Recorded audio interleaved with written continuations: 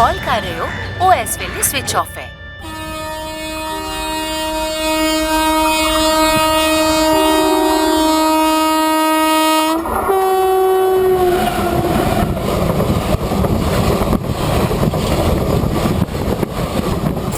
डकेरवाल की रेल पटरी से लगकर सतनाम का खेत है, वहाँ एक लाश पाई गई है। डकेरवाल पुलिस तुरंत वहाँ पहुँच जाए।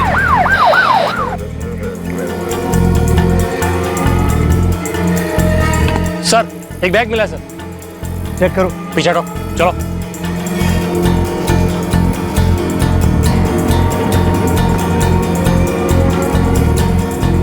जेबें खाली हैं सर, कुछ नहीं मिला। सर इस बैग में तो सिर्फ कपड़े हैं और कुछ नहीं। सर यहाँ एक बटुआ मिला है। सर जी इसमें पैसे नहीं मिले, ये आधार कार्ड मिला। राहुल माथुर, एड्रेस जलंधर का है।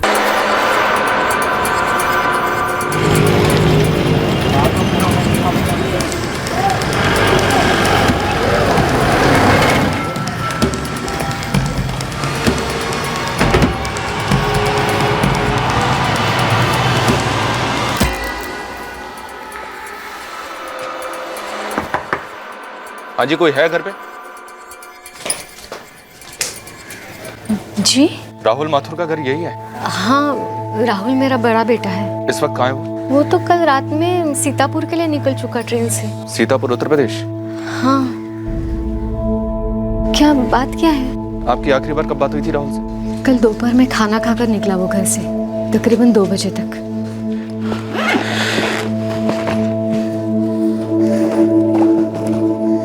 माँ, चलता हूँ माँ।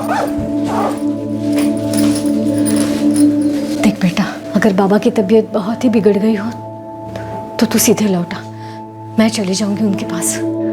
माँ, अगर बाबा की तबीयत ज़्यादा बिगड़ी होगी ना तो मैं उनको यहीं लेकर आ जाऊंगा। फिर मैं, आप और सुनील तीनों मिलकर बाबा का ख्याल रखेंगे। यही आपका बेटा राहुल माथुर? हाँ, लेकिन ये कार्ड आपके पास? आपका दूसरा बेटा सुनील नाम बताया आपने, उसका घर पे है? वो तो ड्यूटी पे है अभी। ठीक है। क्या बात है, बताएंगे भी आप? आप सुनील को फोन कर दीजिए, आप दोनों को तुरंत हॉस्पिटल आना होगा। हॉस्पिटल? क्यों? क्या क्या हुआ राहुल को? ठीक तो है ना?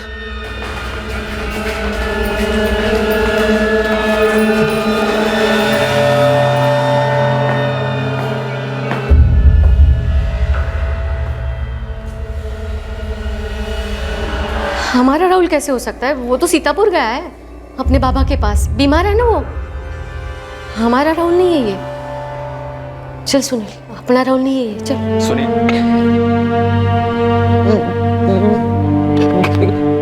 राहुल भैया, राहुल भैया।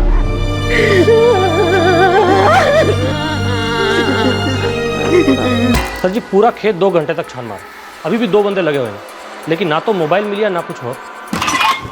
सर विक्टिम की मदर और छोटे भाई सुनील ने बॉडी को आइडेंटिफाई कर लिया है। वही है राहुल माथुर, जलंधर का? जी हाँ सर, वो कल दोपहर को अपने घर से सीतापुर उत्तर प्रदेश जाने के लिए रवाना हुआ था, ट्रेन पकड़ने वाला था।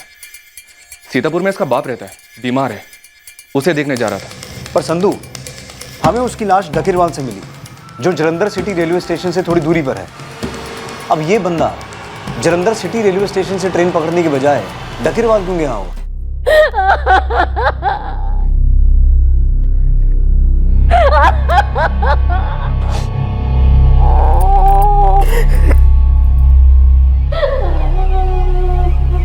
हमारे सर आपसे बात करना चाहते हैं।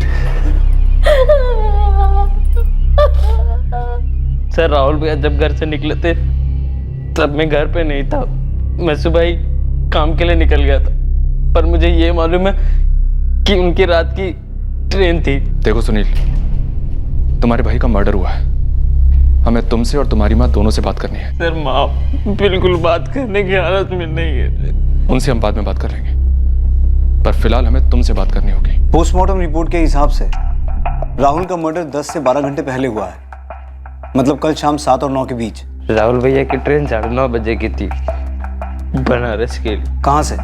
अपने जलंधर सिटी रेलवे स्टेशन से। लेकिन हमें राहुल की लाश डकीरवाल के खेत में मिली है, तो राहुल डकीरवाल क्यों गया होगा? सर ये सब तो मुझे नहीं मालूम, लेकिन 2 दिन पहले हमारे बाबा का फोन आया था। राहुल, मुझे लगता है मैं ज़्यादा दिन जी नहीं पाऊंगा बेटा। बाबा ऐसी बातें मत करो आप। मैं तुझे, तेरी माँ को और सुनील को कोई तकलीफ नहीं देना चाहता था, लेकिन अब ये तकलीफ मुझसे सही नहीं जा रही है बेटा। बाबा मैं आ रहा हूँ ना आपके पास, मैं आपका ख्याल रखूँ और ज़रूरत पड़ी तो मैं आपको यहाँ लेकर आऊँगा। जल्दी आ जा बेटा। राहुल, मैं चली जाती हूँ। नहीं माँ, सुनील को तेरी ज़रूरत है यहाँ। लेकिन तेरा काम? वो मैं हितेश को समझा दूंगा, वर्कर्स को भी समझा दूंगा, उसकी टेंशन नहीं है। पर अगर बाबा की तबीयत ज़्यादा ख़राब हुई तो उनको सीधे यहीं ले आऊँगा। लेकिन बेटा वो नहीं मानेंगे। तब की तब देखेंगे ना माँ। फिर ऐसा हुआ तो कुछ दिनों के लिए तुम चली जाना। भैया मैं चलूँ क्या आपके साथ? नहीं नहीं, तू क्यों छुट्टी लेगा, काम पे ध्यान दे। मैं जाता हूँ ना बाबा के पास। और पैसे हैं ना आपके पास? मैंने जमा किए थे कुछ 15,000 रुपये, साथ ले जाऊँगा, बाबा को दे दूँगा। राहुल भैया बाबा के पास जाने के लिए निकले थे सर, पापा इंतजार कर रहे होंगे सर।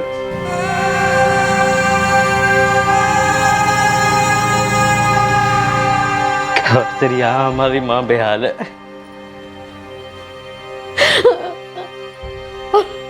राहुल भैया बहुत अच्छे इंसान थे सर, उनकी तो किसी से कोई बैर भी नहीं थी, कभी कुछ नहीं थी सर। मेरे लिए तो वो मतलब हीरो समझिए सर।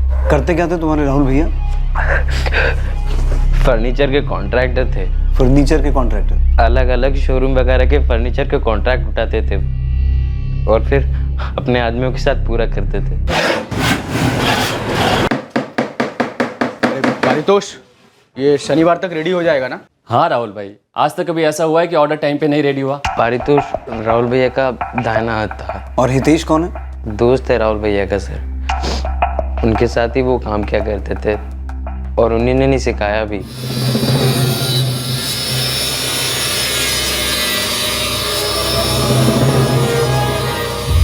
तुम्हारे राहुल भैया की किसी के साथ कोई दुश्मनी थी? कभी कोई झगड़ा वगड़ा हुआ हो? कुछ बताया था उन्होंने कभी ऐसा? नहीं सर, ऐसा तो कुछ नहीं हुआ और ना ही उन्होंने कभी बताया मुझे। मुझे पता था कि वो परेशान, कभी बोला नहीं, पर माँ हूँ उसकी। क्या कहा माँ जी? कोई परेशानी थी उसे? कभी बोला तो नहीं, लेकिन कुछ लग रहा था आपको? मैं देख सकती थी। ਤੁਸੀਂ ਜਿਹੜੇ ਨੰਬਰ ਤੇ ਕਾਲ ਕਰ ਰਹੇ ਹੋ ਉਹ ਇਸ ਵੇਲੇ ਸਵਿਚ ਆਫ ਹੈ। ਤੁਸੀਂ ਜਿਹੜੇ ਨੰਬਰ ਤੇ ਕਾਲ ਕਰ ਰਹੇ ਹੋ। क्या नाम है लड़की का? कौन सी लड़की माँ? बेटा जन्म दिया है तुझे, पाल पोस के बड़ा किया है, मुझसे कुछ नहीं छुपा सकता तू। कई दिनों से देख रही हूँ, कोई एक खास फोन आता है तो तेरी हंसी, तेरी आवाज, तेरा अंदाज ही बदल जाता है। फिर मैं समझ जाती हूँ सामने कौन है। बस बस बस, अब रखता हूँ। कल तुम्हें काम पर जल्दी जाना है ना? मैं भी। अरे कहा ना मैं भी। नहीं नहीं अभी नहीं, पहले तुम काम खत्म कर लो, फिर मिलना होगा।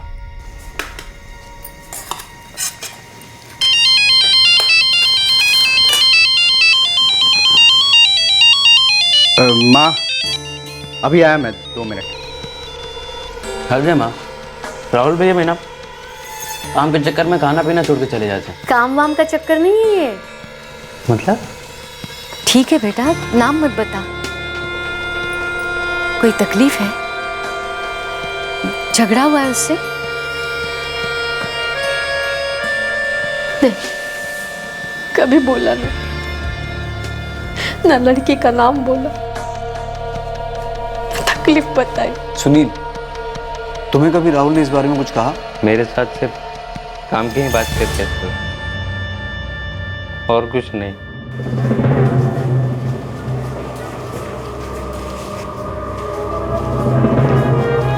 हम दोनों कल दिन में ही मिले थे, वो अपने बाबा के पास जा रहा था। बाबा 6 साल से सीतापुर में ही रह रहे हैं, रिटायर्ड ही समझो, काम से ही नहीं शहर से भी। क्या बीमारी उनको? ये तो कभी बताया नहीं उन्होंने, पर हाँ, शायद सीतापुर में अकेले रहते हैं तो अपना ख्याल नहीं रख पाते हो। इस बार उनको लेकर ही आऊँगा मैं। तू बेफिक्र होके जा, मैं हूँ ना, मैं आके सारे कॉन्ट्रैक्ट संभाल लूँगा। अच्छा, तुम और राहुल मिले कैसे? हम दोनों एक साथ काम किया करते थे। उसको कारपेंटरी का सारा काम मैंने सिखाया था वहाँ। फिर 1 साल बाद उसने नौकरी छोड़ दी। क्यों? साहब, उसको कुछ बनना था, कुछ करना था उसको। वो अपना खुद का बिजनेस स्टार्ट करना चाहता था, फर्नीचर कॉन्ट्रैक्ट का। उसने बहुत मेहनत की, अपना खुद का बिजनेस स्टार्ट किया। फिर 1 महीना पहले मैं उससे मिला और उसने मुझे अच्छी तनख्वाह में अपने साथ काम करने के लिए कहा। फिर मैंने भी नौकरी छोड़ दी और उसके साथ काम करना शुरू कर दिया। ये सूरज चौहान कौन है? काम सीखते हुए कुछ ज्यादा कमाई नहीं हो पाएगी तेरी। मंजूर है ना साहब? हितेश सुन, सूरज जी हमारे बॉस थे साहब, जहाँ हम दोनों काम किया करते थे।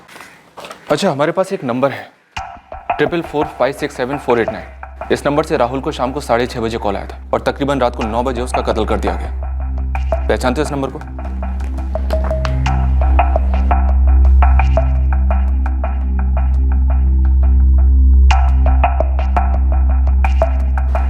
साहब, मेरी पहचान में तो ये नंबर नहीं है। तुम राहुल को कितनी अच्छी तरह से जानते थे? मतलब सर? मतलब कोई लड़की वड़की का चक्कर या उसकी कोई गर्लफ्रेंड? सर, गर्लफ्रेंड तो थी, पर बात कहाँ तक पहुँची थी ये नहीं पता। उसकी गर्लफ्रेंड थी, ये कैसे पता चला? साहब, जब हम दोनों सूरज जी क्या काम करते थे, उसको रोज एक लड़की का फोन आता था।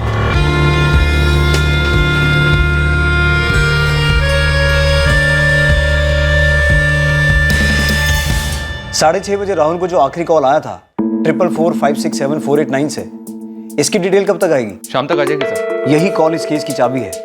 शायद इसी कॉल के बाद राहुल ने अपना प्लान चेंज किया था। प्लान चेंज किया था? मतलब सर? मतलब यही संधू कि जलंधर सिटी रेलवे स्टेशन से ट्रेन लेने की बजाय वो डकीरवाल गांव क्यों गया?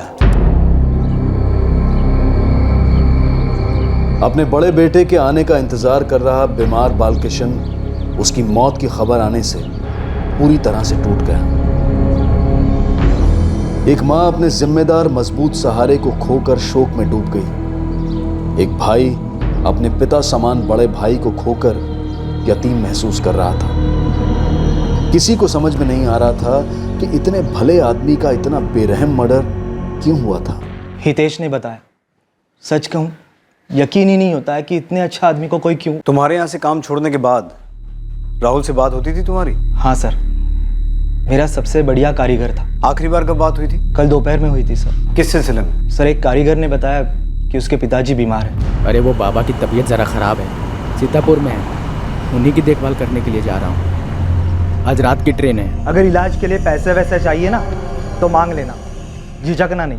राहुल में एक बात थी, उसके लिए उसकी माँ, उसके पिताजी, उसका भाई सबसे ज़्यादा मायने रखते थे। समझ लो कि वो सिर्फ उन्हीं के लिए जीता था। जब वो मेरे पास आया था ना, तब उसे कुछ नहीं आता था। पहले क्या काम करता था राहुल? दिहाड़ी मजदूर था। ये दिहाड़ी मजदूरी मुझे कहीं नहीं ले जाएगी साहब।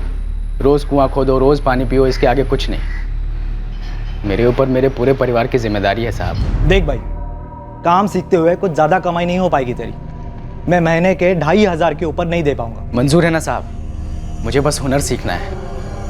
हितेश सुन। जी सूरज भाई। देखिए, राहुल है, ये आज से तेरे साथ काम करेगा। इसे काम सिखाओ। सर, सिर्फ 3 महीने में ये ऐसा काम सीख गया था कि पता ही नहीं चलता था कि फर्नीचर हितेश ने बनाया कि राहुल ने। लेकिन फिर भी तुम उसे महीने के सिर्फ 2500 ही देते थे? सर, शुरुआत के 3 महीने 2.5 देता था, तब उसका भाई सुनील घर संभालता था। लेकिन सर, 3 महीने के बाद राहुल मेरा सबसे कीमती कारीगर बन गया था। और सर, फिर 1 साल के बाद खुद कॉन्ट्रैक्ट उठाने के काबिल बन गया।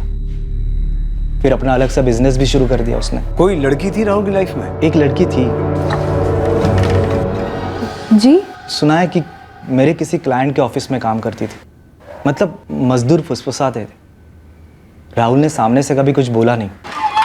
सर, वो नंबर 4445674889 जिस नंबर से राहुल को लास्ट कॉल आया था। हो कहाँ तुम? मुझे तुम्हारे घर का भी नहीं पता। कितना ढूंढा मैंने, कितने चक्कर काटे मोहल्ले के। खैर, कैसी हो तुम? सर, ये नंबर किसी मनवीर वालिया के नाम पर है। जलंधर का एड्रेस है। और अभी वो नंबर स्विच ऑफ है? जी हाँ सर। एड्रेस पे जाके पता करो। मनवीर वालिया का एड्रेस उन्हीं गलियों में कहीं था जहां राहुल किसी को खोज रहा था।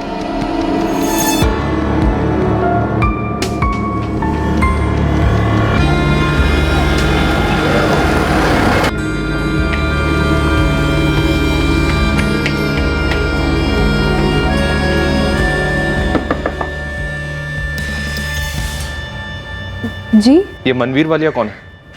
मेरे पापा जी है। 444567 आपका नंबर है? हाँ जी। स्विच ऑफ है ना, मैं ज़्यादा इस्तेमाल नहीं करता।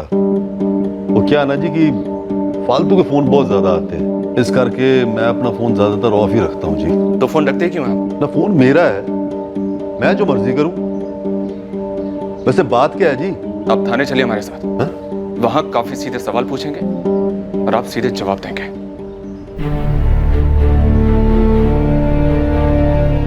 सरासर झूठ है ये। 14 जुलाई की शाम को मैंने किसी राहुल माथुर को फोन नहीं किया। ये जो फोन रिकॉर्ड्स है ना जी, ये हम इंसानों की तरह नहीं होते। ये झूठ नहीं बोलते, ये वही बताते हैं जो हुआ है। और हुआ ये है कि 14 जुलाई की शाम को 6:30 बजे आपने राहुल माथुर को फोन किया था। अब आप आगे बताओ क्या हुआ, कहाँ बुलाया था उसे, कैसे मारा? सर जी कमाल की बात कर रहे हैं आप लोग। मतलब आप खुद सोचिए, हम भला किसी को क्यों बुला के मारेंगे? आप लोग पहले ये बताइए, आप लोग राहुल माथुर को जानते हैं क्या? नहीं, हम लोग नहीं जानते इसको। झूठ है ये। आप लोग राहुल माथुर को जानते हैं क्या? हम लोग नहीं जानते इसको। झूठ है ये बात झूठ है कि मेरी फैमिली राहुल को नहीं जानती। लेकिन हाँ, ये बात बिल्कुल सच है कि मेरी फैमिली कभी राहुल से मिली नहीं है। कोमल, इसके अलावा भी कुछ सच है? पापा जी के फोन से मैंने राहुल को फोन किया था।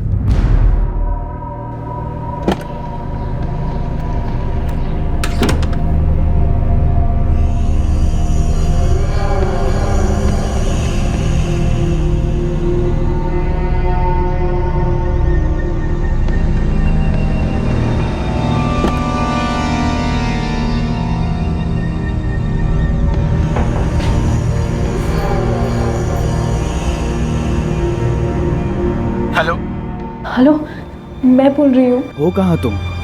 मुझे तुम्हारे घर का भी नहीं पता। कितना ढूंढा मैंने, कितने चक्कर काटे मोहल्ले के। खैर, कैसी हो तुम? मैं बिल्कुल ठीक नहीं हूँ राहुल। पापा जी और भैया ने मेरी जॉब छुड़वा दी है। मैंने तुम्हारे ऑफिस में फ़ोन किया था। भैया ने मेरी सैलरी कलेक्ट कर ली और मुझे घर से बाहर जाने ही नहीं दे रहे। फिर हम मिलेंगे कैसे कोमल? मुझे कुछ नहीं पता राहुल। पापा जी अभी वॉक के लिए गए हैं और गलती से फ़ोन यहाँ पे छोड़ दिया। तब जाके मुझे फ़ोन मिला और तुमसे बात कर रही हूँ। मेरा फ़ोन भी छीन लिया राहुल। अच्छा कोमल, मैं कुछ दिनों के लिए सीतापुर जा रहा हूँ। बाबा की तबीयत अचानक बहुत ख़राब हो गई है। तुम कब लौटोगे? 2-4 दिन तो लग ही जाएंगे। तुम जैसे ही लौटते हो ना, मेरे घर आ जाना तुरंत और मेरा हाथ मांग लेना। मुझे यहाँ से ले चलो राहुल। I love you. मैं भी कोमल। अच्छा तुम्हारे घर का पता तो बताओ। कोमल, कोमल कहाँ हो तुम? मैं तुमसे बाद में बात करती हूँ। हाँ, बाथरूम में हूँ मम्मी जी, आ रही हूँ। तो तुम वो लड़की हो जिसके बारे में राहुल ने अपनी माँ और अपने भाई तक को नहीं बताया? जी सर। मैं मान ही नहीं सकती कि राहुल अब है ही नहीं। मैं उसे बहुत प्यार करती थी सर। कब मिले थे तुम दोनों? कैसे मिले थे? 1.5 साल पहले मिले थे। मैडम, ये आपके ऑर्डर के सारे चेयर्स और साइड टेबल हैं। चिरंजीत साहब को बता दीजिएगा। रुकिए, मैं एडमिन में से किसी को बुलाती हूँ। जी। प्यार हो गया हम दोनों के बीच सर, और उसके बाद हम एक दूसरे से मिलने लगे। राहुल जब काम से फ्री होता तब मिलते, थोड़ी देर के लिए। राहुल को जिंदगी में बहुत आगे बढ़ना था और मुझे उसकी ये बात बहुत पसंद आती थी। कोमल, मैं खुद का बिजनेस शुरू करने की सोच रहा हूँ। कुछ क्लाइंट्स भी हैं मेरे पास। अब तुम खुद फर्नीचर की कॉन्ट्रैक्ट लोगे? हाँ, ऐसा ही कुछ। पर मुझे पहले से 6 गुना ज़्यादा मेहनत करनी पड़ेगी। अलग अलग किस्म के काम करने होंगे। तुम कर लोगे, आराम से कर लोगे। मुझे तुम पे पूरा भरोसा है। तुम खूब तरक्की करोगे। और जिस भी दिन मुझे लगने लगेगा ना कि मैं माँ बाबा, सुनील, सबका ख्याल अच्छे से रख पा रहा हूँ, हम लोग अपनी नई ज़िंदगी शुरू कर सकते हैं, उसी दिन मैं तुम्हारे घर आऊँगा और तुम्हारे घर वालों से तुम्हारा हाथ मांगूंगा। मुझे उस दिन का इंतज़ार रहेगा राहुल। पर इससे पहले कि राहुल हमारे घर आता, मंजीत भैया हमारे बीच आ गए। माँ और सुनील तो इतने खुश हैं मेरे पहले कॉन्ट्रैक्ट की पेमेंट से। मैं भी राहुल, मैं भी बहुत खुश हूँ। आज हमने होटल से खाना मंगवाया है। काश मैं भी वहाँ पे होती। काश मैं अभी तुम्हारे घर आ पाता, तुम्हें वहाँ से सीधे लेकर यहाँ आ जाता मेरे घर, माँ से मिलवाता और बताता उन्हें कि कौन हो तुम मेरे लिए। काश ये दिन जल्दी आ जाता राहुल। पापा जी और भैया मेरे लिए लड़के देख रहे हैं, तुम जल्द से जल्द आ जाओ। किससे बात कर रही है? हेलो हेलो कोमल, कौन बोल रहा है? तू कौन बोल रहा है बे, ये बता। भैया फ्रेंड है, आप मेरा फोन ऐसे नहीं छीन सकते। उस तरफ लड़का था तो लड़का फ्रेंड नहीं हो सकता। ऐसा कैसा फ्रेंड हो गया जिसको तू ये कह रही है कि पापा जी और भैया तेरे लड़का देख रहे हैं, तुम जल्दी आ जाओ। कौन है? बॉयफ्रेंड है? हाँ बॉयफ्रेंड है, इसका नाम राहुल है। राहुल कौन है? मैंने बताया ना, मेरा बॉयफ्रेंड है और उसका खुद का बिजनेस है और वो यहाँ पे जल्द से जल्द आएगा मेरा हाथ मांगने। मम्मी जी। क्या मम्मी जी? इस तरह मेरी तरफ देखने में शर्म नहीं आ रही तुझे? काम करने के लिए भेजा था ना, और ये कर रही है। अब राहुल हमारे घर कभी नहीं आएगा, मेरा हाथ कभी नहीं मांगेगा। हाँ जी वालिया साहब, खुद मारा था या सुपारी दी थी? सर जी, आपकी मर्जी में जो आया आप वो कर लो, मार लो, पीट लो, या फिर जो आप बोल रहे थे हड्डियां तोड़ दो जी हमारी। देखो सर जी, हमने आपको जितनी भी बातें बताई है ना, एकदम सच है।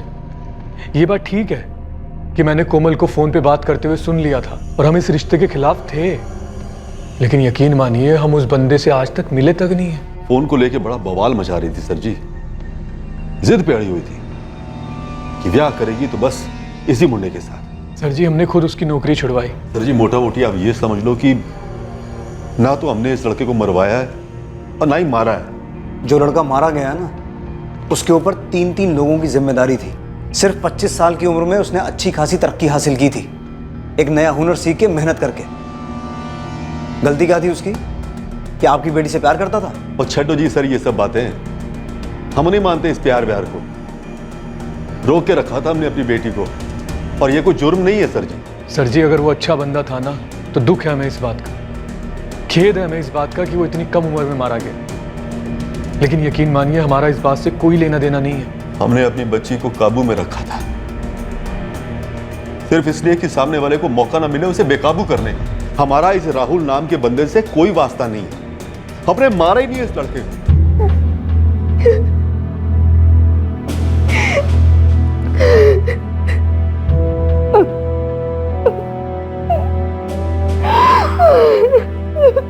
मैंने मन में ही राहुल को अपना जीवन साथी मान लिया था, मेरा पति, मेरा दोस्त, मेरा सब कुछ। लेकिन अभी ऐसा नहीं हो सकता, राहुल ही नहीं है। तुम्हें तुम्हारे पापा जी और भाई के बारे में कुछ मालूम है? कुछ पता है तुम्हें? तुमने कभी कुछ देखा हो या सुना हो? यही बताने के लिए मैं यहाँ पे आई हूँ। मेरे पापा जी और मेरे भैया ने मेरे साथ बहुत ही बुरा बर्ताव किया है, बहुत ही सख्त है मेरे साथ। मेरा फोन छीना, जॉब छुड़वा दी, लेकिन उन्होंने कभी भी राहुल के बारे में कुछ नहीं पूछा। ये नहीं पूछा कि राहुल का एड्रेस दे दो या फोन नंबर या कुछ भी। मेरे राहुल को किसी और ने मारा है सर। तुम्हारे राहुल को किसने मारा है? मुझे नहीं पता सर, लेकिन मैं इतना जरूर जानती हूँ कि पापा जी और भैया ऐसा नहीं कर सकते। फोन रिकॉर्ड्स और फोन लोकेशन से ऐसा कुछ भी सामने नहीं आया जो कोमल के पिता और भाई को शक के दायरे में ले आए। शक की सुई अब कोमल के भाई से खुद राहुल के भाई पर जा टिकी, पर उसके खिलाफ भी पुलिस को कुछ नहीं मिल सका। हितेश, जिसने हाल ही में राहुल के साथ काम करना शुरू किया था, वो भी शक के दायरे से बाहर पाया गया जब उसके सारे रिकॉर्ड्स क्लीन आए।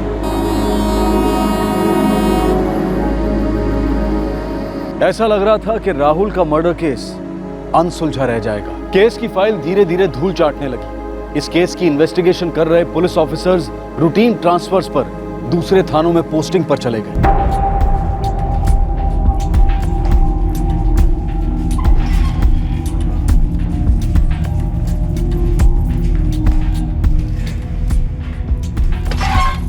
सर, पूरे केस पेपर पढ़ दिए नरेश? जी सर। विक्टिम राहुल माथुर के भाई सुनील माथुर का, मां कौशल्या का और हितेश चौबे का, जिसे विक्टिम ने 1 महीने पहले ही काम पे रखा था। और वो जो लड़की इन्वॉल्व थी वो? कोमल सर, विक्टिम की गर्लफ्रेंड। उसका स्टेटमेंट भी पढ़ा। उसके पिता मनवीर का और भाई मंजीत का, सबके स्टेटमेंट पढ़े सर। इन्वेस्टिगेशन में कोई गैप्स? नहीं सर, सब कुछ बायदा बुक ही हुआ। सबके कॉल रिकॉर्ड्स निकाले गए, इंटरोगेशंस हुई और सबके पीछे खबरी लगाए गए। सब क्लीन सर। पर मर्डर तो हुआ है नरेश। अब किसी ने किया है या करवाया है ये हमें पता नहीं।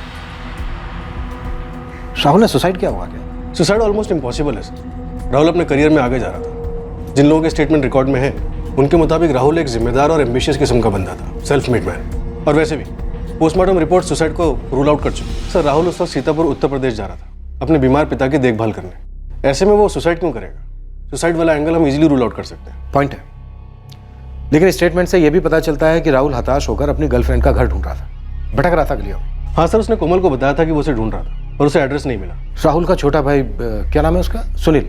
सुनील राहुल से कम सक्सेसफुल है। राहुल की मौत से सुनील को कुछ फायदा हुआ है क्या? सर, ये गरीब परिवार है। राहुल ही था जो हाथ पैर मार के कुछ कर रहा था और उसने कोई पूंजी प्रॉपर्टी नहीं बनाई थी जिससे सुनील को कोई फायदा पहुंचे। नरेश, ये रॉबरी कम मर्डर का केस लगता है।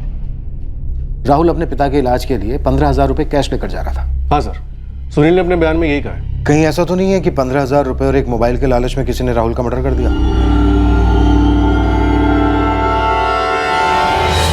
हो सकता है सर, लेकिन सर पहली इन्वेस्टिगेशन टीम को सवाल का जवाब नहीं मिला कि राहुल जैसे जलंधर सिटी से ट्रेन पकड़नी थी, वो डकीरवाल गांव कैसे पहुंचा, जो जलंधर सिटी रेलवे स्टेशन से थोड़ा दूर है। राहुल की मौत से किसी न किसी को फायदा तो जरूर हुआ होगा। पारितोष हो जाएगा ना टाइम पर? कल का दूसरा बड़ा ऑर्डर आ रहा है। हितेश भाई, आज का तो हो जाएगा, लेकिन कल से बड़ा मुश्किल होने वाला है। क्यों? वो 2 कारीगर गांव जा रहे हैं और हमें और 4 चाहिए थे। सूरज भाई के यहाँ से ले तो सकते हैं किसी को, पर बेकार में खफा हो जाएंगे। यार पारितोष, कारीगर का तू देख ले। ठीक है हितेश भाई, मैं देखता हूँ। हाँ सर, काम तो दिन रात चल रहा है, पर बात क्या है? यही तो बात है, काम दिन रात चल रहा है तो पैसे भी दिन रात बन रहे हैं। राहुल के सारे क्लाइंट तुम्हारे जो हो गए थे, क्लाइंट तुम्हारे तो सारा मुनाफा भी तुम्हारा।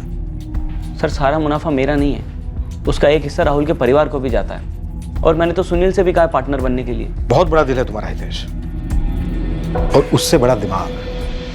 बड़े भाई को मार डालो, छोटे भाई को पार्टनर बना लो। क्या क्या मतलब है आपका? राहुल से उसकी जिंदगी छीनकर तुमने अपनी जिंदगी कहां से कहां पहुंचा दी। सर, ये बहुत गलत बोल रहे हैं आप। वो मेरा बहुत अच्छा दोस्त था और उसे कारीगरी का काम मैंने सिखाया था।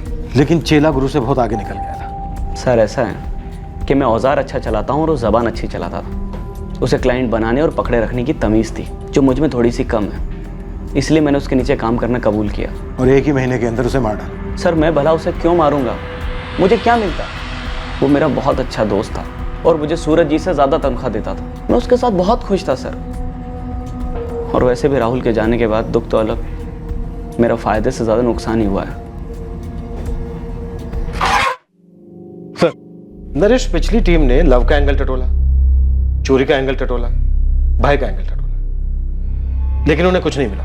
राइट सर, पर एक एंगल उनसे छूट गया। ऐसा होता है, इन्वेस्टिगेशन में भले सभी एंगल्स की तहकीकात शुरू होती है, लेकिन कुछ एंगल्स या पहलू या कोई संदिग्ध कम इंपॉर्टेंट नजर आते हैं और पुलिस की पेचीदा नजरों से फिसल जाते हैं, शक के दायरे से निकल जाते हैं।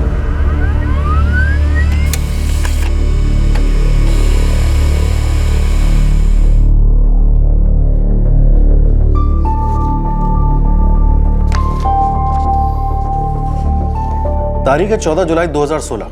मुझे इस फोन की एग्जैक्ट लोकेशन चाहिए, जल्दी। सर, अब केस क्लियर है। ये चोरी और हत्या का अनसुलझा केस नहीं, बस अब सच को बाहर निकालो। उसे अंदर ले आते हैं, सच अपने आप बाहर आ जाए।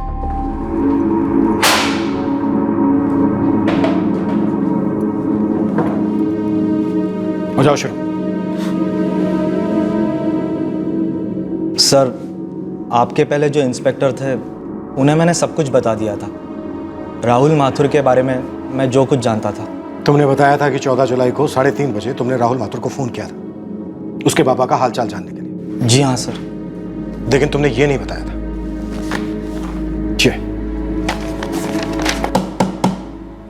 ये रही तुम्हारे फोन की लोकेशन रिपोर्ट। क्या समझा तुमने हमें? हाँ, तुम्हारे फोन की लोकेशन रिपोर्ट राहुल माथुर के फोन की लोकेशन रिपोर्ट से मैच करती है। ये उस दिन तुम्हारा फोन रघुनगर में था, जिस मोहल्ले में राहुल माथुर का घर, और उसके बाद पूरे रास्ते तुम्हारे फोन की लोकेशन राहुल माथुर के फोन की लोकेशन से मैच करती है, जब तक तुम लोग डकीरवाल गांव नहीं पहुंच जाते। उसके बाद 9:30 बजे राहुल माथुर का फोन स्विच ऑफ हो जाता है हमेशा के लिए, लेकिन तुम्हारा फोन कुछ देर तक वहीं मंडराता रहता है। फिर तुम्हारा फोन अकेले जलंधर वापस आ जाता है। अरे वो बाबा की तबीयत ज़रा ख़राब है, सीतापुर में है, उन्हीं की देखभाल करने के लिए जा रहा हूँ। आज रात की ट्रेन है। अरे रात की ट्रेन है ना, तो अभी मिलते हैं 5 मिनट के लिए। कुछ बात है क्या? थोड़ा परेशान हूँ इस वक्त। अरे यार मेरे पास में कुछ ज़्यादा काम आ गया है, सोच रहा हूँ थोड़ा तू ले ले। देख कुछ अरेंजमेंट कर लेते हैं यार। हाँ, वैसे भी अभी मैं तेरे मोहल्ले में हूँ, मिल ले 5 मिनट के लिए।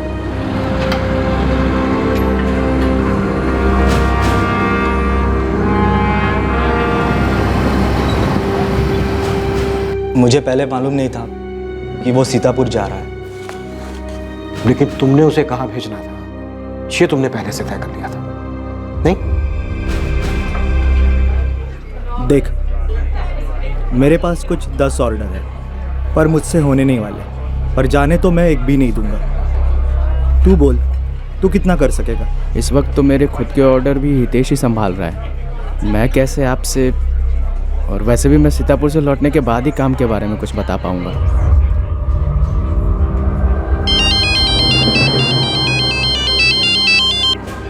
हेलो हेलो, मैं बोल रही हूँ। कोमल, कहाँ हो तुम?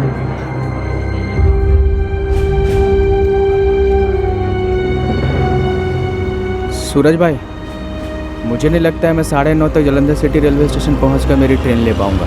यहीं डकीरवाल से लेता हूं ना। तुझे मुझ पे भरोसा नहीं है? देख, मैं तुझे पहुंचा के रहूँगा। बैठ। मेरी बिल्ली मुझी से म्याऊं, मैं तुझे ट्रेन पे चढ़वा के रहूँगा। बैठ। घर जाना ज़रूरी है। अरे हाँ बैठ। अरे 2 मिनट में पहुँचेंगे।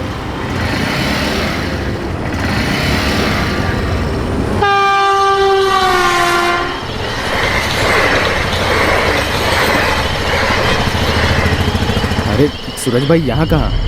अरे बस 2 मिनट। क्या है, टैंक फुल है, थोड़ा हल्का हो लेता हूँ।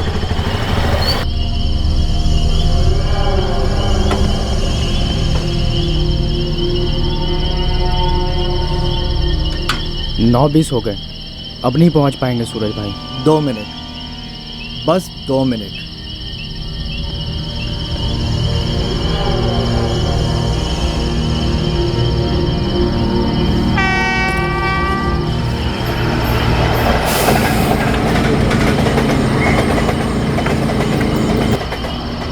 अब तो नहीं पहुंच पाएंगे। तू तो जरूर पहुंचेगा राहुल। तुम्हें उससे जलन हो रही थी सूरज, उसे क्लाइंट पर क्लाइंट जो मिल रहे थे। मेरे क्लाइंट सर, सारे के सारे मेरे क्लाइंट।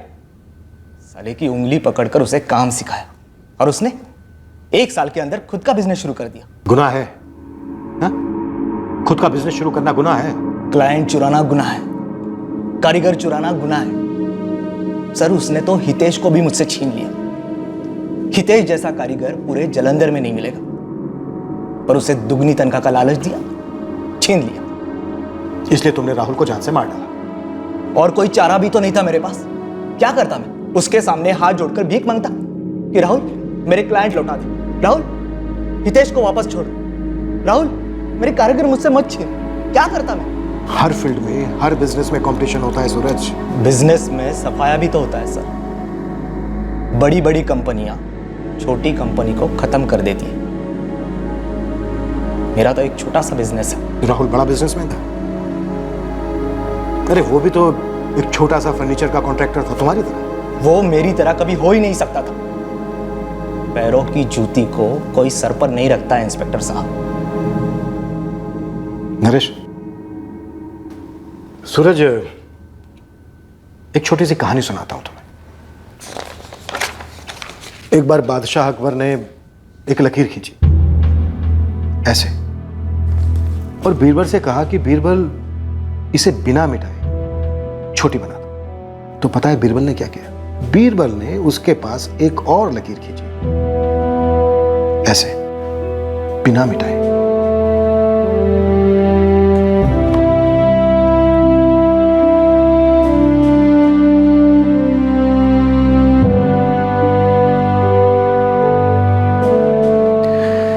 सॉरी बहन, हो सके तो मुझे माफ कर दिया।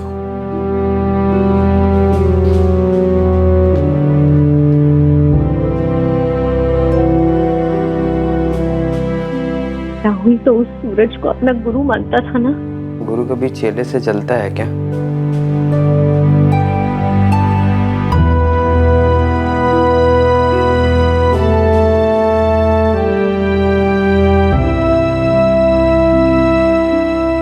बिजनेस में एम्बिशियस होना, अवसर का लाभ उठाना कोई गुनाह नहीं है। बेहतर तनख्वाह के लिए कोई नौकरी छोड़कर दूसरी पकड़ लेना पहली कंपनी के साथ बेवफाई नहीं है। लेकिन काम के क्षेत्र में नैतिकता की परिभाषा हर दूसरे इंसान के लिए अलग होती है। हम सब जीवन में तरक्की करना चाहते हैं, ज्यादा से ज्यादा पैसा कमाना चाहते हैं। हम सब ने अपना एक सही और गलत का स्टैंडर्ड बनाकर रखा है जो समय और अनुभव के साथ बदलता भी रहता है। इस क्षेत्र में एकाग्रता, इंटेग्रिटी वो है जो इंसान खुद पालता है, ना कि वो जिसकी उम्मीद वो दूसरों से करता है। लेकिन कंपटीशन मिटाने के लिए, बिजनेस में हुए लॉस का बदला लेने के लिए किसी की हत्या करना, ये कदम वो लकीर पार करता है जहां गुनहगार को सजा उसका ज़मीर नहीं बल्कि इस देश का कानून देता है और कड़ी से कड़ी सजा देता है।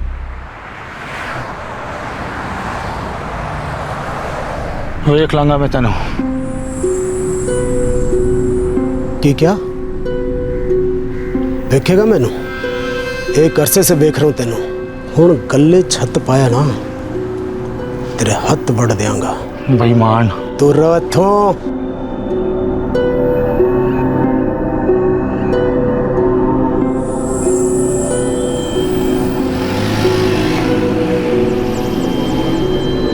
अब दोनों भाइयों के बीच फिर से झगड़ा हो गया जी। सुनीता परजाई जी, आप और इंद्र परजाई मिलकर दोनों को समझा दो जी। अगर ऐसे चलते रहा तो टापा बंद करना पड़ेगा। ऐसी बात ना कर भूपी, मैं गल करती हूँ इंदर से, देखते हैं इन दोनों के बीच का मसला कैसे सुलझा सकते हैं।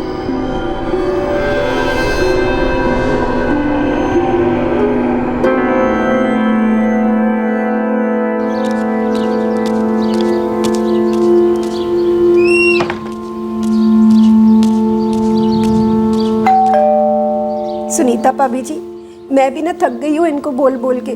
बहुत हो गई लड़ाई कुलजीत प्राजी से। मेरा भी वही हाल है इंदर, मुझे समझ में नहीं आती कि कुलजीत जी इस बात को क्यों नहीं समझ रहे हैं। अर्जुन भाई साहब उनके छोटे भाई कोई दुश्मन थोड़ी ना है।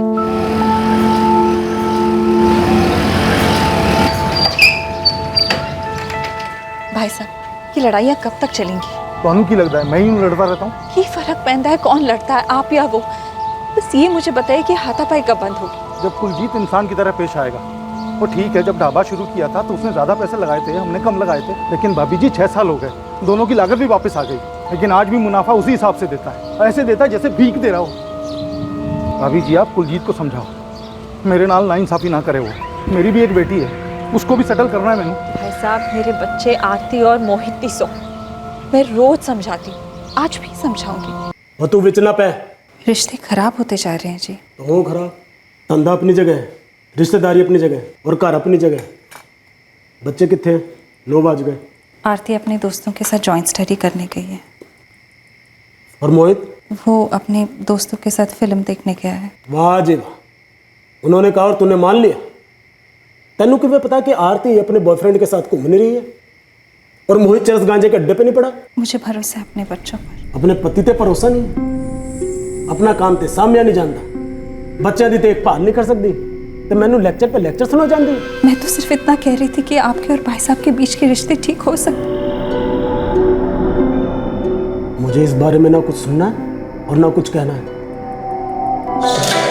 हाय हाय। फिर घर पहुंची थी तो आराम से? हाँ? टेक्स्ट नहीं किया, हमेशा करती है। वो हेलो जी, एक्चुअली खीर भूल गई। प्रीति, नहीं, कैसे? तेरी खीर ना फ्रिज में रख दी है, तेने ठंडी खानी है ना? हाँ मम्मी। बचपन में इस खीर को लेके मेरी और कुलजीत की बड़ी लड़ाइयाँ होती थी। बिजी मैनू और दे दो, बिजू उसनू ज़्यादा दिए। बिजी हमेशा कुलजीत नू ज़्यादा देती थी, कम दो तो हाथ नहीं लगाता था वो। आज ना मैंने बहुत सारी खीर बनाई है, थोड़ी सी खीर जाकर आप कुलजीत भ्रा जी को दे आओ। सारी दुनिया ने उसी को खुश करने का ठेका ले रखा है क्या? सारा लालची इंसान मैनू मेरे मुनाफे के पैसे नहीं देंदा और मैं अपने घर की बनी खीर खवावा। एक ही कोक के जन्मे दोनों भाई हो, जैसे कि अपना हिंदुस्तान और पाकिस्तान। अब एक ना एक दिन तो सुलह होनी है, तो फिर आज क्यों नहीं? तुसी जाओ और जाकर खीर दे आओ, वधिया बनी है। जितनी मर्जी खीर खिला ले तू, इस हिंदुस्तान और उस पाकिस्तान के बीच कभी जहर खत्म नहीं होगा।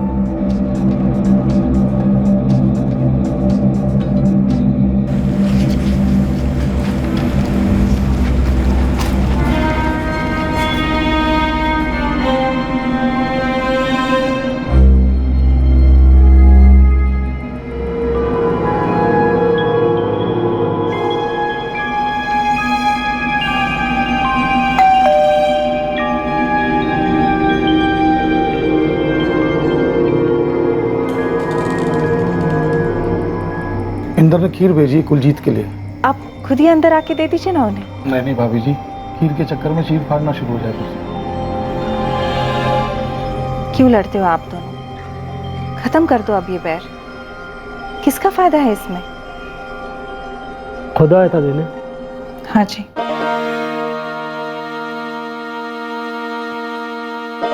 पता है, अर्जुन बचपन में भी मुझसे लड़ता था खीर के वास्ते, जबकि बीजी उसकी कटोरी में 2 चमचा ज्यादा खीर देती थी, पर उसका हमेशा ये रोना होता था, बीजी कुलजीते को ज्यादा खीर क्यों देती? ढाबे के मुनाफे का भी यही मसला है।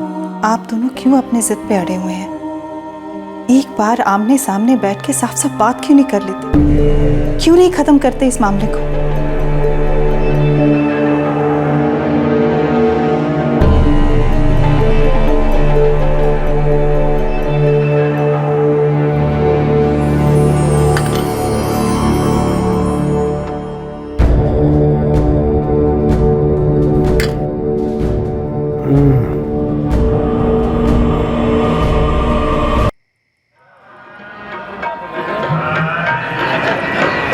अमृतसर, पंजाब। दिन था 3 अगस्त 2015। आज के बाद बड़ा भाई कुलजीत बस्सी और छोटा भाई अर्जुन बस्सी आपस में कभी नहीं लड़ेंगे।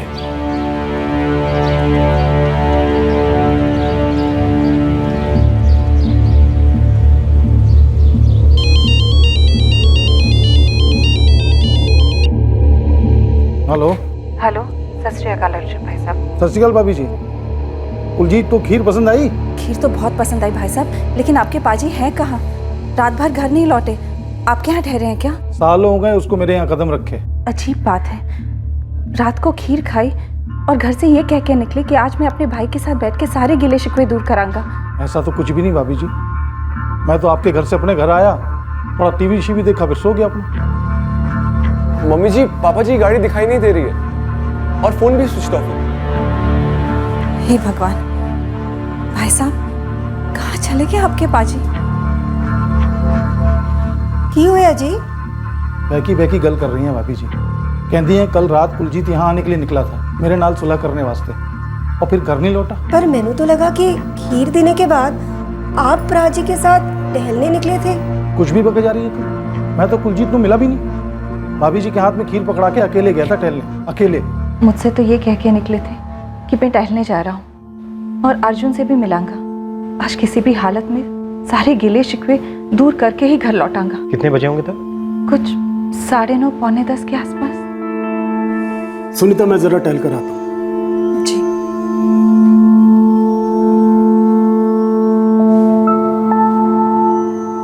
मैं अर्जुन नाल गल करांगा,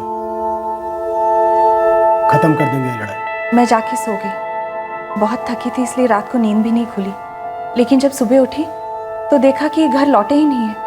फोन भी स्विच ऑफ आ रहा है। आरती, आरती पुत्र, उठना जरा। सुन तो, तेरे पापा जी कितने हैं? तू रात को कितने बजे आई थी? तेरे पापा जी को देखा तूने? कहाँ गए हैं वो? मैंने क्या पता मम्मी जी, मैं तो 11 बजे आई थी। आप दोनों का बेडरूम बंद था तो मुझे लगा आप लोग सो रहे हो, तो मैं भी सो गई। मोहित, उठ ना। सुन, तू रात को कितने बजे आया था? क्यों है मम्मी जी? बोल ना, कितने बजे लौटा था? लेट आया था, 1 के आसपास। पापा जी को देखा तूने? नहीं। फिर सुबह मोहित ने बताया कि उनकी कार कहीं दिखाई नहीं दे रही है और फोन भी स्विच ऑफ है। तो मैंने लगा कि शायद ढाबे पे चले गए होंगे, तो मैंने वहाँ भूपी को फोन लगाया, लेकिन भूपी ने भी कहा कि वो वहाँ पहुंचे ही नहीं। सर, कुलजीत बस्सी का फोन अभी भी स्विच ऑफ आ रहा है। सुबह से ही स्विच ऑफ आ रहा है जी। मैंने कितनी बार ट्राई किया। आरती, जब रात 11 बजे तुम घर लौटी तो तुम्हारे पापा की कार कंपाउंड में पार्क थी? मैंने पता नहीं सर, वो मैंने ध्यान से नहीं देखा था। वो मैं थोड़ी डरी हुई थी। क्यों डरी हुई थी तुम? सर वो जॉइन स्टडी के वास्ते मैं अपनी क्लासमेट के यहाँ गई थी, वहाँ थोड़ा लेट हो गया। मैंने लगा कि मम्मी पापा बरस पड़ेंगे, इस वास्ते मैंने अपनी कीस निकाली। मैं चुपचाप घर में एंटर हुई और सीधे अपने कमरे में जाकर सो गई। मैंने कार के बारे में तो सोचा ही नहीं। मोहित, तुम 1 बजे घर आए तो तुमने नोटिस नहीं किया कि कंपाउंड में पापा की कार है या नहीं? नहीं सर, मैंने भी नोटिस नहीं किया। मुझे तो बहुत ज़्यादा लेट हो गया था। मैंने चुपचाप एंट्री ली और फौरन सो गए। थोड़ा भी शोर होता तो पापा जी जाग जाते, फिर बवाल होता, सवाल पर सवाल। और वो तो घर पर थे ही नहीं, है ना स्मिता जी? जी सर, मुझे तो कुछ भी समझ में नहीं आ रहा है। दरअसल हम चारों के पास अपनी अपनी डुप्लीकेट चाबियां हैं और वो भी अपनी चाबी लेके गए थे।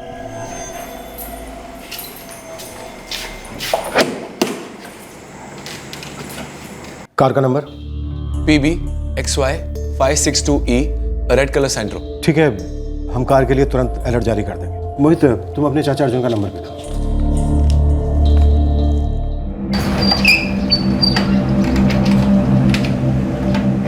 सत श्री अकाल भाजी। सत श्री अकाल। कुलजीत की कोई खबर? जी नहीं अर्जुन पाजी, साਡਾ दिल तो बड़ा घबरा रहा है जी।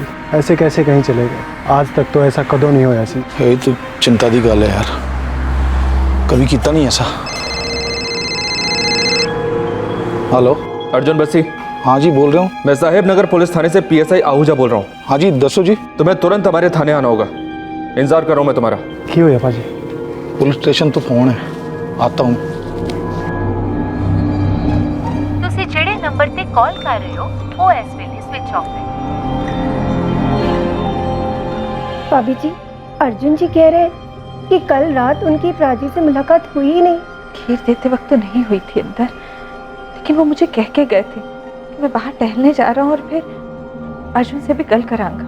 बड़ी अजीब बात है, टहलने तो अर्जुन जी भी निकले थे, पर अकेले वो तो कह रहे हैं कि प्राची उन्हें मिले ही नहीं। अर्जुन भाई साहब टहलने निकले थे, लेकिन जब मैंने उनसे पूछा तो उन्होंने कहा कि मैं सीधा यहाँ से घर गया, टीवी देखा और सो गया। मैं तो आपके घर से अपने घर आया, थोड़ा टीवी शीवी देखा, फिर सो गया अपने। तो आप खीर लेकर गए थे अपने भाई कुलजीत जी के घर? कुलजीत को खीर बड़ी पसंद है जी। वाइफ ने जोर दिया तो देने चला गया था, पर मैं उन्हें मिला नहीं। भाभी के हाथ में खीर दे के वहाँ से निकल गया था। वहाँ से कहाँ के लिए निकल पड़े? अर्जुन जी, आपने अपनी भाभी सुनीता से कहा कि आप खीर देने के बाद अपने घर वापस आए और आपने थोड़ी देर टीवी देखा और उसके बाद आप सो गए।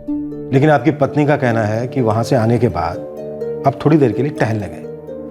जी हाँ, मैं छोटी से वॉक पे गया था। इंदर, मैं टहल के आता हूँ। ऐसे गुड मॉर्निंग कहते हैं? तो वॉक पर गए थे आप? जी ऐसे ही, आस पड़ोस में। तो जब आप आस पड़ोस में ऐसे ही टहलने गए तो टहलते टहलते अपने भाई से नहीं टकराए? मिले ही नहीं उनसे?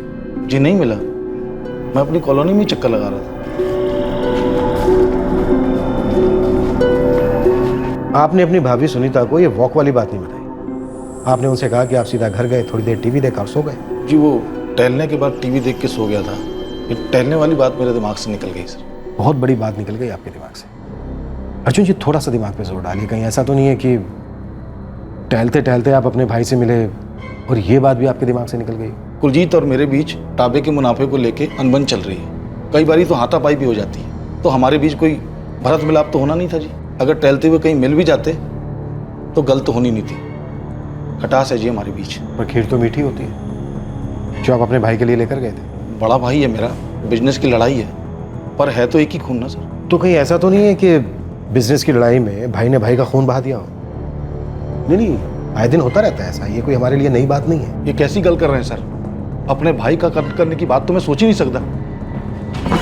सर, कार ट्रेस हो गई है वाघा रोड पर। वहां से गुजरती पुलिस पेट्रोलिंग टीम ने रिपोर्ट की है।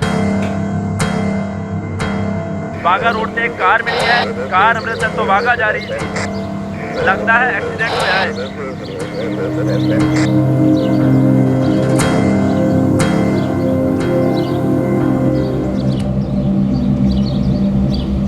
सर, हमारी पेट्रोल टीम जब बॉर्डर से वापस आ रही थी तभी उन्होंने ये गाड़ी और लाश देखी। उनके अकॉर्डिंगली ये एक्सीडेंट केस है सर।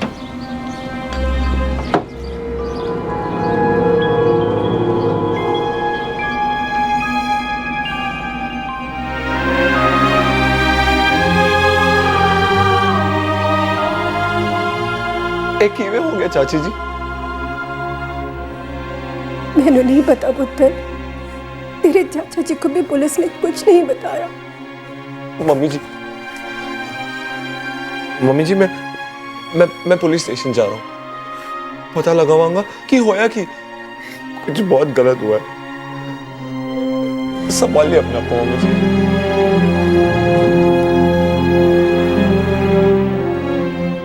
दो भाइयों में बिजनेस को लेकर अनबन है।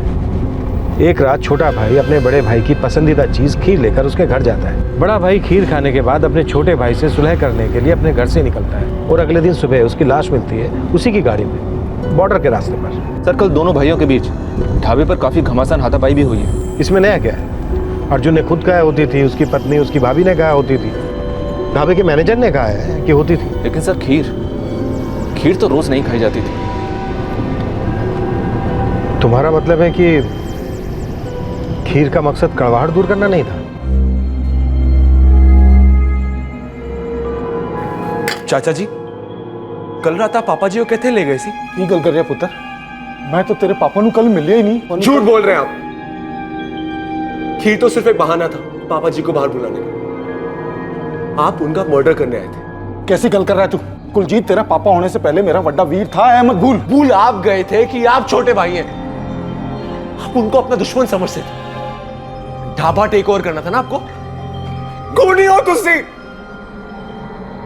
Accidental death? ना, मर्डर। गले में कांच के टुकड़े घुस गए हैं और इसमें कोई दो राय नहीं है कि मौत गला घुटने से हुई है। गला दबाकर मरा गया? हाँ, और एक बात। क्या?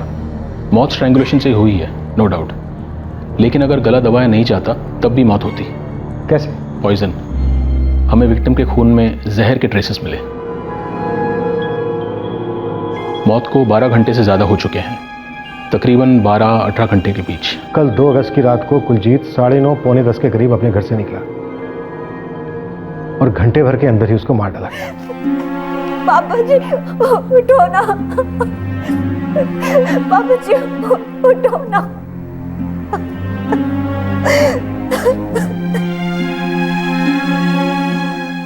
जहर? ये कैसे हो सकता है सर जी? वो खीर तो मैंने खुद अपने हाथों से बनाई थी, मैंने भी खाई, अर्जुन जी ने भी खाई थी और हमारी बेटी प्रीति ने भी। सर, मैंने भी वो खीर खाई थी और अगर इस खीर में सच में जहर होता तो हमें भी तो अफेक्ट होता ना। देखिए अंदर जी, हम ये नहीं कह रहे कि खीर में जहर आपने मिलाया था, पर खीर तो आपके ही पति लेकर गए थे ना। वो तो मैंने ही उनसे जिद की थी कि वो खीर ले जाए, सुलह होने में मदद होगी। की हो गया जी? कैसे हो गया?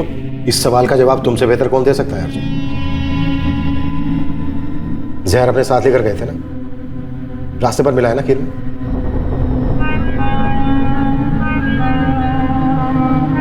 तुमने अपने भाई के घर के अंदर कदम तक नहीं रखा, अपनी भाभी के हाथों में जहर भरी खीर थमाई और निकल गए। झूठ है जी, बकवास है।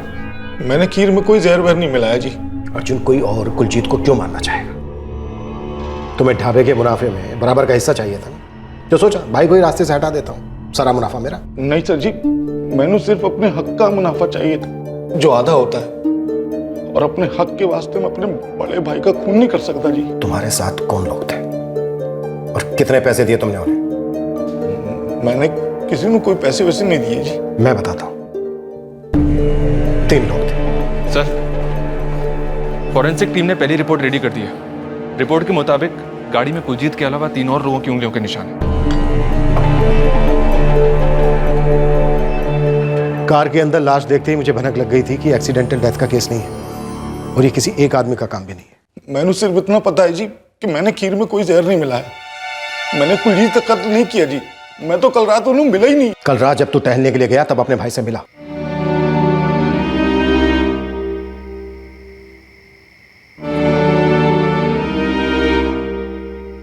तेरी ये खीर की राजनीति खूब रंग है। खीर खाते ही भाई का दिल पिघल गया। सालों से चले आ रहे झगड़े पर मिट्टी डालने के लिए तेरे सामने आ गया। पर उसे क्या पता था कि प्यार भरी इस खीर के अंदर नफरत का जहर भरा है। ऐसा कुछ और सुन, वो तेरे पास आ गया सुलह करने के लिए और तूने कहा भाई ठीक है, चलो ड्राइव पे चलते हैं, गाड़ी तुम निकालो।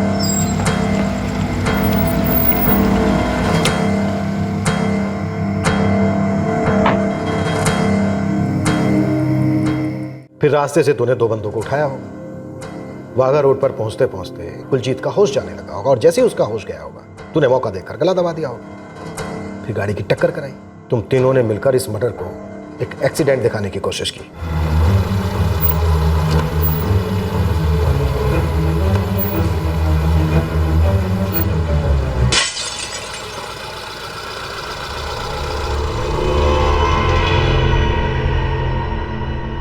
ये मनगढ़ंत गल कर रहे हो जी। आप सोचिए कुलजीत गड्डी क्यों नहीं खालता जी। हम एक ही कॉलोनी में रहते हैं, रात का वक्त था, आसपास कोई था नहीं, हम कहीं भी बैठ के गल कर सकते थे। गल कर सकते थे, कत्ल कैसे करते? प्लान तो तूने कत्ल करने का बनाया था और फिर शहर के बाहर एक्सीडेंट का नाटक कैसे करते? देख अर्जुन बस्सी, थोड़ा टाइम दे रहा हूं तुझे, आराम से शांति से ठंडे दिमाग से सोच ले और उसके बाद अपना स्टेटमेंट। सर जी मैंने अब तक जो कहा वही सच है जी।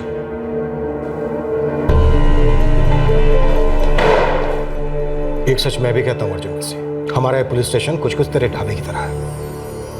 यहां भी हम छीलते हैं, काटते हैं, कूटते हैं और कभी कभी तबीयत से कूटते हैं, भूनते हैं, तरह तरह के तड़के भी लगाते हैं। और कुछ तड़के हमारे यहाँ ऐसे लगते हैं जिनका जायका आदमी जिंदगी भर नहीं भूलता।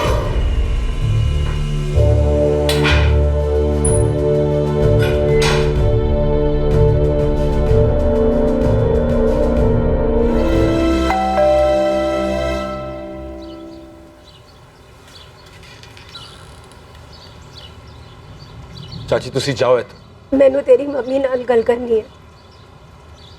वीर जी, मेरे पापा बड़े पापा दे नाल ऐसा नहीं कर सकते। भाभी जी, भाई भाई के साथ ऐसा कर सकता है क्या भला? प्लीज पुलिस को बता दीजिए, पापा ने कुछ नहीं किया। पापा ने बड़े पापा को नहीं मारा है। तो फिर किसने किया? भाभी जी, मेरे पति ने। सिर्फ ढाबे में नहीं, तेरे घर में भी पैसा लगा है। फिर भी अर्जुन भाई साहब की एक ही रट लगी रहती, रोज लड़ पड़ते। जीना हराम कर दिया था हम सबका। अब तो खैर, मैंने ये कभी नहीं कहा कि ये सही है और कुलजीत प्राची गलत थे, प्राची सही थे। पर अर्जुन जी उनका कत्ल नहीं कर सकते तो फिर खीर में जहर कहां से मिलाते? कोई बहुत बड़ी गलतफहमी हुई है, पुलिस वालों को भी और आपको भी। गलतफहमी तो तेनू हुई है इंदर, जो तुझे अभी भी लगता है। अर्जुन भाई साहब की इतनी लड़ाइयों के बावजूद भी तुझे लगता है कि उन्हें अपने प्राण से था? अगर ऐसा था तो फिर उन्होंने मुझसे झूठ क्यों बोला? क्यों कहा कि यहाँ से सीधे वो घर गए, टीवी देखा और सो गए? सख्त इंटेरोगेशन के बावजूद अर्जुन बस्सी अपना जुर्म कबूल करने को तैयार ही नहीं था। सर, कुलजीत के फोन रिकॉर्ड्स के हिसाब से कत्ल की रात वो अमृतसर से वाघा रोड गया था। और अर्जुन के रिकॉर्ड्स? अर्जुन बस्सी का फोन इस पूरे कांड के दौरान उसके घर पर ही था सर। अर्जुन की बीवी आई थी सर, वो कह रही थी कि अर्जुन को छोड़ दिया जाए। उसका कहना है कि उसका पति अर्जुन इतनी देर के लिए बाहर गया ही नहीं। मुश्किल से 10 या 20 मिनट के लिए ही तो घर से बाहर निकले थे वो। अब इतनी देर में वाघा रोड जाकर अपने भरा को मारकर वो वापस कैसे आ सकते हैं?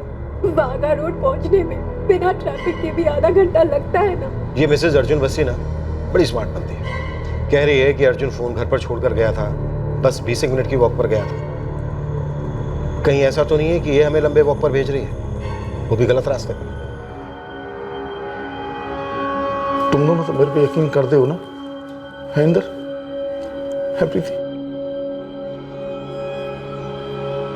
मैं अपने बच्चे की सौंख खा के कहता हूँ, मैंने जहर नहीं मिलाया, ना ही कुलजीते को मारा, और मैं ऐसा कभी नहीं कर सकता। पैसा क्या नहीं करवाता है आहूजा? जुर्म का सबसे कॉमन मोटिव होता है पैसा, और अर्जुन की तो दुखती रख था। उसके हिसाब से उसका बड़ा भाई कुलजीत उसे उसके हक के पैसे नहीं दे रहा था। शायद ये दोनों सिर्फ कहने के लिए भाई थे। इन दोनों का असली रिश्ता पैसों के साथ था। जी हाँ सर, और वैसे भी इन दोनों के बीच भाइयों वाला रिश्ता नज़र तो नहीं आता।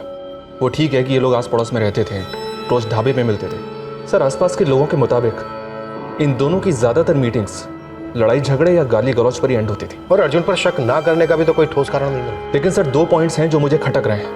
पहला, कुलजीत ने अपनी पत्नी से कहा कि वो वहां अर्जुन से मिलने के लिए जा रहा है, सुलह करने। मैं अर्जुन नाल गल करांगा, खत्म कर देंगे लड़ाई। लेकिन जब अर्जुन खीर देकर घर लौटा, उसने तो अपनी पत्नी से कहा नहीं कि वो अपने भाई से मिलने वाला है। क्यों कहता? यही तो उसकी चाल थी। ये उसके पास अलबाई रहती ना कि वो बस ऐसे ही अपने में वॉक करने गया, अपने भाई से मिला ही नहीं। सर अर्जुन और कुलजीत के बीच ना तो कोई कॉल हुआ, ना ही कोई बातचीत हुई। फिर अर्जुन को कैसे पता चला कि कुलजीत उससे मिलने के लिए आ रहा है? 2 लोगों को अपने साथ में लेना, वाघा रोड पर जाना, कत्ल करने के बाद उसे एक्सीडेंट का रूप देना, ये सारी प्लानिंग कब और कैसे हुई सर? दूसरा पॉइंट सर अगर अर्जुन ने उसे जहर दिया होता तो वो अपने भाई से मिलने के लिए बाहर क्यों जाता? वो इंतजार करता डेथ बाई पॉइजनिंग के लिए। तुम्हारे दोनों पॉइंट्स में दम है। एक बात और है सर, इन दोनों भाइयों की दुश्मनी से सारे लोग वाकिफ थे।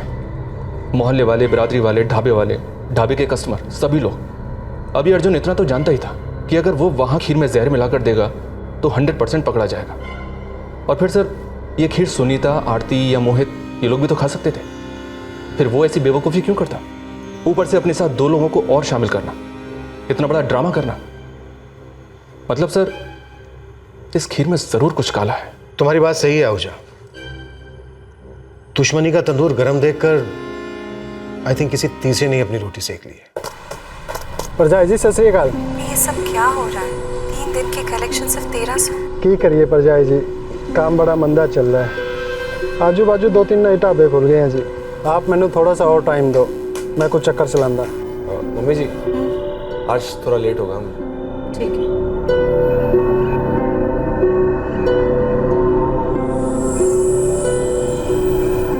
क्या इस बात की संभावना थी कि किसी ने 2 भाइयों के बीच की दुश्मनी का फायदा उठाया था? या सच्चाई यह थी कि अर्जुन बस्सी एक बहुत ही शातिर खिलाड़ी था और वो पुलिस को गुमराह करके एक अलग ही एंगल पर सोचने के लिए मजबूर कर रहा था? लेकिन यह अलग एंगल क्या हो सकता था?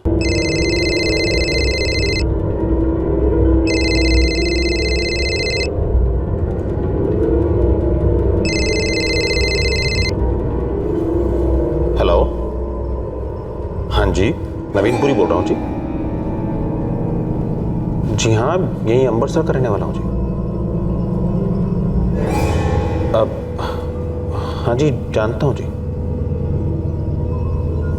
जी जी जी, मैं आ जाऊँगा जी। मैं वो लंच के बाद आऊँ तो चलेगा जी? ठीक है जी, मैं मिलता हूँ जी।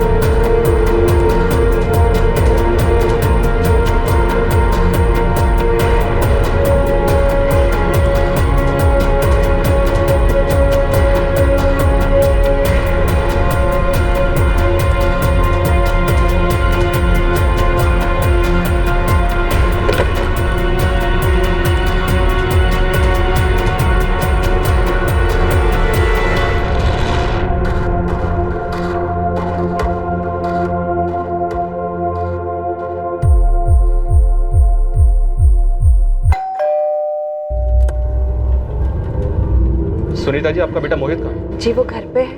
और बेटी आरती? वो भी घर पे है। पर आप ऐसे क्यों पूछ रहे हैं? क्योंकि सुनीता जी, हमें आपके बारे में और मोहित के बारे में डाउट ही नहीं है। हमें बस आरती का इन्वॉल्वमेंट समझना है।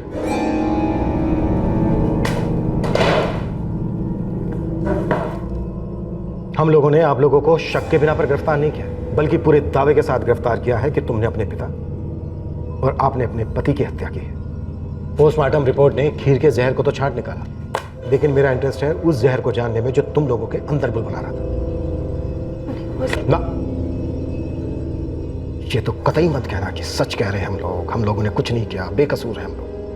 वो सब फास्ट फॉरवर्ड हो चुका है। जिस आदमी ने एक्सीडेंट का ड्रामा रचने में तुम लोगों की मदद की, तलचीत सिंह, वो आदमी इस वक्त हमारी कस्टडी में है। हेल्पर नंबर 2 जितेश वर्मा, अभी तक हमारे हाथ नहीं लगाए, पर कोई बात नहीं, बहुत जल्दी अंदर हो। हमें आपके देवर के खिलाफ कोई सबूत नहीं मिले, लेकिन कई ऐसी बातें थीं जो इस तरफ इशारा कर रही थी कि शायद आपने मर्डर करवाया हो।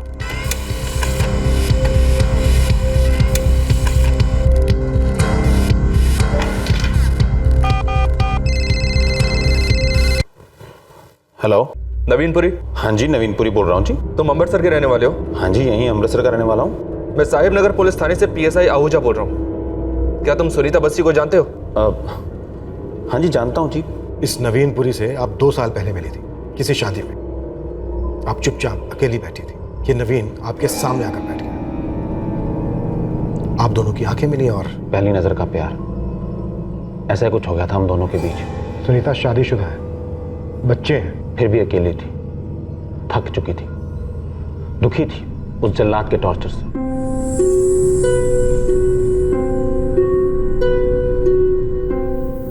कौन है जिदे नाल तू गल्ला कर दी और मेरे आते ही फोन काट देती? कोई भी तो नहीं, वो मेरी कॉलोनी वाली सहेली, उसका फोन था। सहेली? जी। सहेली का नाम की नवीनपुरी? इत्थे मैनू फिक्र होंदी है कि मेरे बच्चे गलत लाइन ते ना चले जाओ। तू ते पूरी दी पूरी आउट ऑफ लाइन हो गई। बेशर्मी नू भी शर्म आ जाए। 2.5 घंटे में 250 मैसेज। जी। कल जब तू टीवी देख रही थी ना, अपना फोन इत्थे भूल गई सी और तेरा फोन मैंने देख लिया। पढ़ ली तेरी हवस की पूरी स्टोरी नवीनपुरी के साथ। गंदगी में डूबी, बेहयाई में लिपटी एक अधेड़ उम्र की औरत कमली हुई जा रही है अपनी तारीफों सुन के। जो कुछ भी चल रहा है ना, फोन रोमांस, ਇਹਦਾ खात्मा करो, नहीं तो खान उधेड़ देगा। एक्चुअली हम लोग बहुत आगे निकल चुके थे, हमारे बीच संबंध बन चुके थे। कुलजीत के घर पर मिलते? जी, बच्चों के और कुलजीत के घर से बाहर जाने के बाद, लेकिन फिर वो मैसेजेस पकड़े जाने के बाद हमारा मिलना बहुत मुश्किल हो गया। तो मिलने में आसानी रहे इस वजह से तुमने कुलजीत को मरवा दिया? नहीं सर, मैंने ऐसा कुछ नहीं किया। मैं जानता हूँ सर, कुलजीत मारा गया था, लेकिन इसमें सुनीता का इन्वॉल्वमेंट है ये मुझे नहीं पता था। श्योर? कोई अंदाजा नहीं था? रब्बी हो सर, मुझे इस बारे में कोई आइडिया नहीं था। और सर अगर सुनीता इस सब में इन्वॉल्व है तो मैं क्या कहूँ सर, बहुत गलत किया उसने सर। बहुत गलत, बहुत शौकी। इसलिए नहीं कि आपने इतना बड़ा कदम उठाया, बल्कि इसलिए कि इस कत्ल में आपका साथीदार कोई और नहीं बल्कि आपका बेटा था, मोहित। सर, और एक झूठ सामने आया। क्या? ये कुलजीत बस्सी का बेटा मोहित, इसने बताया था कि 2 अगस्त की रात को 1 बजे घर वापस लौट कर आया था, जबकि 9:30 बजे से ये रामकिरण कॉलोनी अपने घर में ही मौजूद था। 9:30 बजे से लेकर 1 बजे तक मोहित अपने घर पर ही था? नहीं सर, 11 बजे तक। उसके बाद इसकी location Wagah road crime scene पर थी। 2 अगस्त की रात को 8:45 बजे से अपने दोस्त दलजीत को फोन किया और उसके बाद दलजीत और मोहित दोनों क्राइम सीन पर थे सर। इसका मतलब जहर घर में ही था? घर में और घर वालों में सर। घरेलू जहर था, है ना? उस रात अगर अर्जुन खीर लेकर आपके घर नहीं आता तो भी वो कुलजीत की आखिरी रात होती, नहीं? मोहित साडा जानी दोस्त है और ये कुलजीत बस्सी तो मतलब उसकी जानदार दुश्मन बन गया था। कैसे? इतना शक, इतनी सख्ती कि बंदा सांस भी ना ले पावे सर जी। ये जहर का आइडिया कहाँ से है? सर आइडिया उनके दिमाग में आया, जहर की शीशी में लेके आए सर जी। तो उस रात मोहित की मम्मी उसके पापा को खिलाने वाली थी, कब कैसे वो मैंने नहीं पता सर।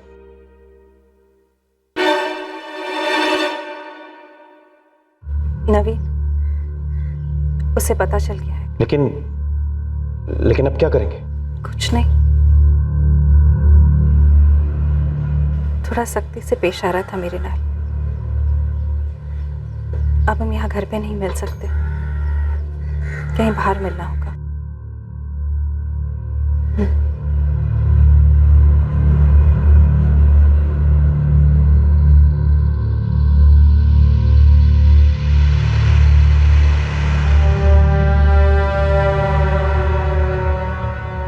क्या हुआ पुत्र? तू इतनी टेंशन में क्यों लग रहा है? मैनू,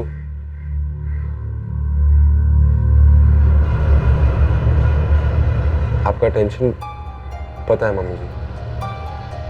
क्या पता है तुझे?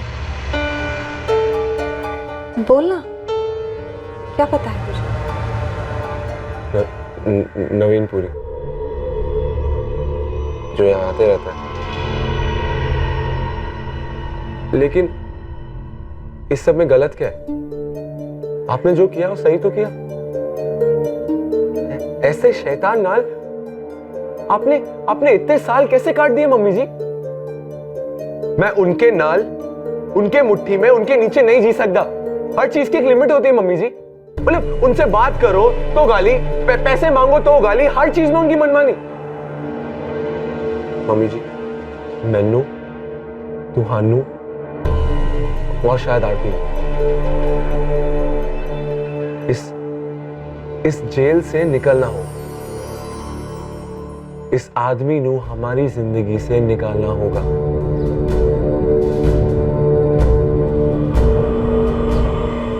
कैसे?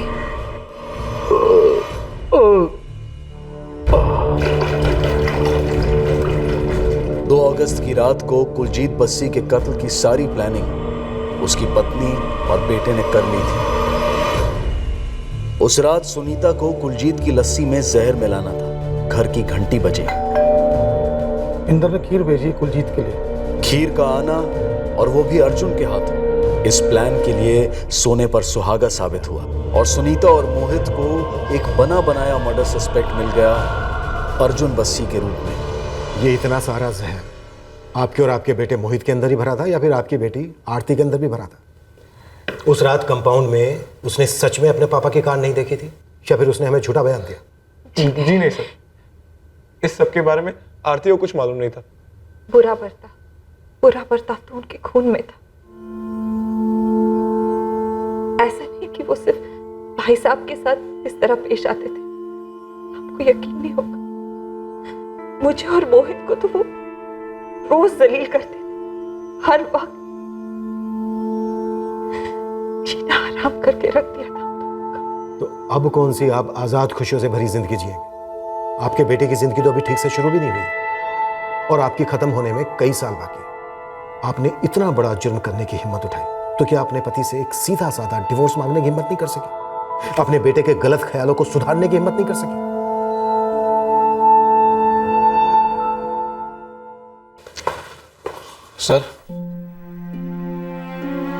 सर मैंने आपसे कहा था ना कि हमारी लड़ाई है, पर इन्हीं भी नहीं कि मैं उन्हें जहर दे दूं। मैंने भी तुमसे कहा था कि इस बात का हमें बहुत ताज्जुब नहीं होगा कि अपनों ने अपनों का खून बहाया। इस केस में पहले हमें लगा कि एक भाई ने एक भाई को जहर दिया, पर देर आए दुरुस्त आए। एक माँ और बेटे ने मिलकर अपने पिता और पति को जहर दिया।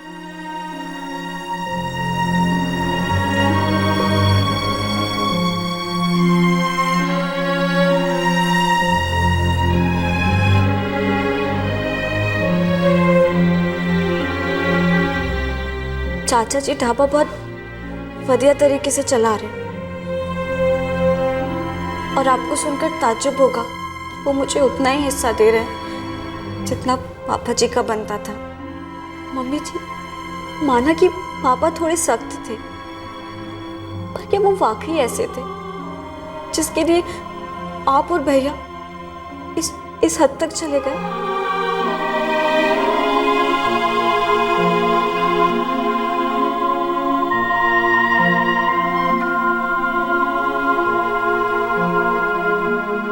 जितेश वर्मा इस केस का चौथा आरोपी अब तक फरार है और पुलिस ने उसे पकड़ने के लिए मैनहंट लॉन्च किया है। कार से पाए गए फिंगरप्रिंट्स मोहित बस्सी और दलजीत के फिंगरप्रिंट से मैच कर गए। पूरी छानबीन के बाद पुलिस ने नवीन पुरी को क्लीन चिट दे दी, ये कहते हुए कि ऐसा कोई सबूत सामने नहीं आया जो ये साबित कर सके कि नवीन को सुनीता के इस मर्डर प्लान के बारे में जरा सी भी भनक थी। आपसे फिर मुलाकात होगी अगले एपिसोड में एक और चौंका देने वाले केस के साथ। तब तक सुरक्षित रहें, सतर्क रहकर एक अच्छे नागरिक का फर्ज अदा करें और देखते रहें क्राइम पेट्रोल सतर्क। सबक एक को, सीख हम सबको। जय। इस तरह के और भी एपिसोड देखने के लिए हमारे चैनल को सब्सक्राइब करें और बेल आइकन दबाना ना भूलें।